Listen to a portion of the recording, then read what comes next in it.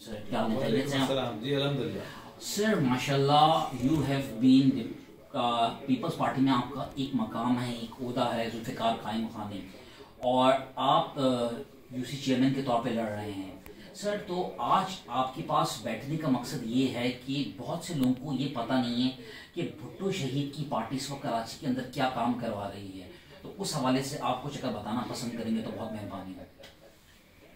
देखिए, इस वक्त मैं समझता हूँ कि जो गुज़श्ता 14 साल से पाकिस्तान पीपल पार्टी जो है वो सिंध में अवाम की राय से, उनके वोट से मुंतखब होकर आई है। तो कराची शहर में ख़ास तौर से मैं ये कराची की बात इस तरह से करूँगा, गुज़श्ता 30 सालों से जो इस कराची में हुक्मरानी रही उन लोगों की कि जो मुकम्मल बाख्तियार थे स्याह व सफ़ेद के, उसके बावजूद इस कराची को डेवलपमेंट के काम नहीं कर पाए। बुनियादी तौर से कराची एक माशी हब है। यहाँ पर अगर अमन व अमान की बहाली होगी, यहाँ माशी खुशहाली भी आएगी, और मैं समझता हूँ कि ये एक मिनी पाकिस्तान की तरह से लोग, पूरे पाकिस्तान से लोग यहाँ आ रहे हैं।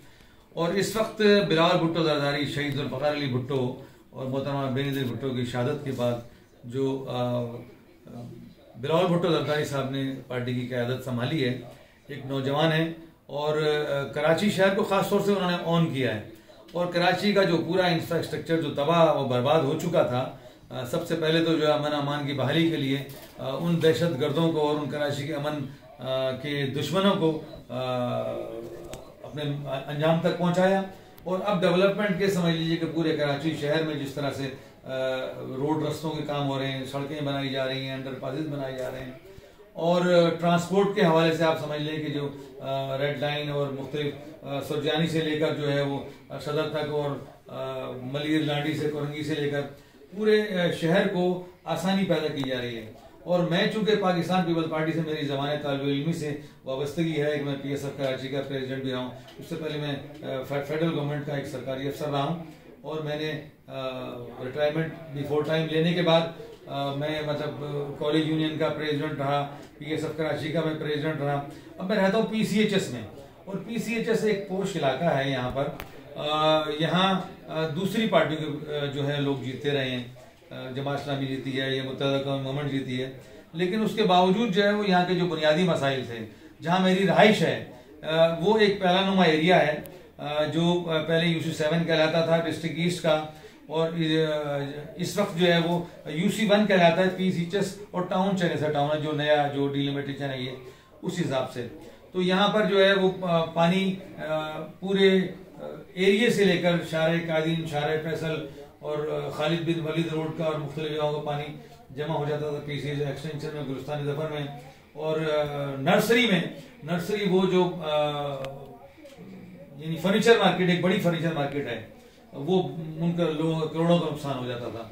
तो मैं चूंकि यहाँ रहता हूँ, मैंने इसको महसूस किया, और हमने तवज्जो दिलाई हुकूमत सिंध की, इसलिए कि हुकूमत सिंध जो है वो ही इतना बड़ा फंड एलोकेट कर सकती थी कि नाला बनाया गया। नाला बनने के बाद ये पहला मौका है कि इस एरिया में जो है वो तमाम कई दहाइयों की से ज़्यादा बारिश होने के बावजूद जो है वो लोग जो है वो अपने नुकसान से, परेशानी से बच सके हैं। और अल्हम्दुलिल्लाह अल्लाह का एहसान है कि उस हवाले से जो एरिया के जो रेजिडेंट्स हैं वो बड़े मुतमईन हैं। अच्छा, मैं चूँकि यहाँ से इलेक्शन कॉन्टेस्ट कर रहा हूँ यूनियन काउंसिल के चेयरमैन का, तो एक तो ये कि बड़ा काम हुआ, नंबर 2 PCHS सिंधी मुस्लिम सोसाइटी, उसके साथ साथ अरबाबाद सेक्टर 8C लाइन एरिया का भी एक बड़ा हिस्सा इसके अंदर आता है, आज़ाद जमहूरिया है, मुस्लिम कॉलोनी है, और उस तरफ इमाम अहमद रोड जो बहुत अरसे से जो है वो टूटा फूटा था, इब्न सीना रोड, रेलवे फाटक जो है अम्बाला वाली साइड में। आप देख लें कि हुकूमत सिंध का मैं कहूँगा कि हुकूमत सिंध जो है तवज्जो हमने दिलाई, हुकूमत सिंध ने जो है इस पर पूरा कोशिश की, और इस वक्त आप देख सकते हैं कि बड़े बड़े काम हो रहे हैं। काम इससे पहले हो भी चुके हैं और अभी भी हो रहे हैं, और लोगों ने बड़े सुकून का सांस लिया है। सर इसमें मैं आपको इसके इंटरप्ट करूँगा, मैं मुख्तलिफ ग्रुप्स में शामिल हूँ, हर ग्रुप में मुख्तलिफ जमातों के, मैं जमातों के नाम नहीं लूँगा, कोई भी बंदा किसी भी जगह की तस्वीर लगा देता है कि मैंने ये काम किया, ये काम किया, ये काम किया। हालांकि ये बात कंफर्म है कि हुकूमत सिंध की इजाज़त के बगैर कोई काम नहीं हो सकता। तो पीपल्स पार्टी जब जिन जगहों पे काम करवाती है तो जैसे बाकी जमातें फोटो सेशन जरूर करवाते हैं, पीपल्स पार्टी वाले आगे बढ़ के अपनी तख्ती या कोई इस तरह का काम क्यों नहीं करते कि लोगों को पता चले कि काम पीपल्स पार्टी ने करवाया है? क्योंकि कल रात ये बात है आपके साथ तस्करा हो रहा था मेरे, मैं जमात का नाम आपके जहन में खुद आ गया होगा कि वो साहब वहाँ पे मौजूद थे और वो अपना नाम ले रहे थे कि मेरी जमात ने काम करवाया है, हालांकि काम 3 बजे करवा के आप वहां से आए हैं। तो इस मौके पे आप लोगों को, आम आदमी के दिमाग में क्या पैगाम देना चाहेंगे कि आम आदमी के लिए वो पैगाम कि उसके दिमाग में चीज जाए कि जो काम हो रहा है वो पीपल्स पार्टी के अलावा सिंध और कराची में कोई और नहीं करवा रहा, इस पे आप क्या बयान देना? देखिए, मैं ये अर्ज करूँ आपसे, बात जो होती है वो विल की होती है कि ख्वाहिश आपकी, आपका जज्बा क्या है कि आप काम करना चाहते हैं कि नहीं चाहते। इससे पहले जो है वो कराची शहर के लोग मेयर भी रहे और अब वो रोना यही होता रहे कि साहब हमारे पास जो है वो वसाइल नहीं है। अब मुर्तज़ा वहाब साहब आए थे, उन्होंने जो है वो इस थोड़े से अरसे के अंदर जिस तरह से उन्होंने काम किया है वो आपने देखा कि पूरे शहर के अंदर, चाहे वो हॉस्पिटल्स हों, चाहे रोड्स हों, चाहे वो पार्क्स हों, ख़ास तौर से पार्क्स तो मैं समझता हूँ कि बड़ी बुनियादी ज़रूरत है कि बच्चों के लिए, फैमिली के लिए, कि वहाँ उनको इन्वायरमेंट अच्छा मिले। ये बहुत सारे काम जो हुए और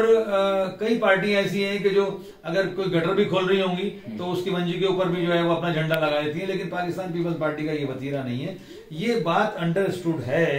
कि कराची में जो काम हो रहे हैं वो हुकूमत सिंध करा रही है। ये बच्चा समझता है, चाहे खड़े होकर आप बयान कुछ भी दे दें, हम जो है वो बयानबाजी करने की बजाय हम काम कर रहे हैं और लोग इसको ये समझ रहे हैं कि इस वक्त जो शहर में काम हो रहे हैं वो पाकिस्तान पीपल्स पार्टी करा रही है। सर, गुलिस्तान ज़फर हर साल डूबता है, इस साल क्यों नहीं डूबा? देखिए, उसकी तो बड़ी मैं तो खुद गुलिस्तान ज़फर में रहता था, मेरे घर में 4-4 फीट पानी आ जाया करता था, लेकिन हुकूमत सिंध को हमने जब तवज्जो दिलाई तो वज़ीर आला, वज़ीर बल्दियात सब वहाँ के खड़े हो गए, बल्कि उस नाले वो जो नाला उसका हल निकाला गया कि साहब ये नाला बनकर वहाँ चला जाए, बड़े नाले में शामिल हो जाए। तो वो बाकायदा बिलावल भुट्टो साहब की आप संजीदगी का ये सोच लें कि वो खुद इस तरह के जहां लोग पानी में डूबे हुए हैं, लोगों ने वीडियो वायरल की कि गर्दन तक उनके पानी है और फौरी तौर से हम वहां पहुंचे, हुकूमत सिंध के लोग आए और इस जो मेजर प्रॉब्लम था उसका हल निकाल दिया।